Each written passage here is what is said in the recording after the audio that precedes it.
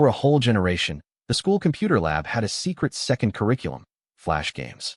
One tab looked like typing practice. The other had stick figures, tower defense, impossible quizzes, and pure browser chaos. So why did that whole arcade almost vanish? Flash games were fast, disposable, creative, and everywhere.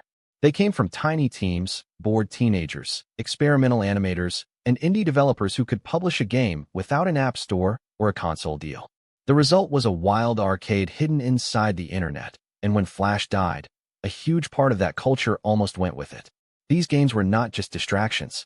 They were early proof that internet entertainment could be fast, community-driven, and wildly inventive.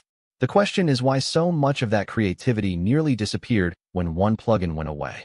Flash was the king of the internet in the early 2000s. Who remembers playing games like Line Rider or Fancy Pants Adventures? These games were addictive, and for good reason.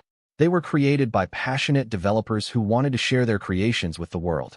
Newgrounds was once the go-to platform for indie game developers to showcase their creations. From Alien Hominid to Egbert, this site was a hub of creativity and innovation.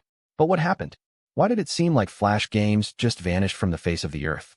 Who remembers Armored Fist or Warblade? These games were massive in the early 2000s, but what happened to them? Are they still playable today? And what can we learn from their rise and fall? Despite its decline, Flash still has a special place in our hearts. It allowed developers to create something from nothing and brought joy to millions of people around the world. So what's next for this once mighty technology? And there you have it, folks. Our look at the forgotten Flash games of the 2000s has come to an end. But before we go, I want to leave you with a question. What's your favorite memory from playing Flash games? Share it with us in the comments below. Which Flash game stole the most hours from you?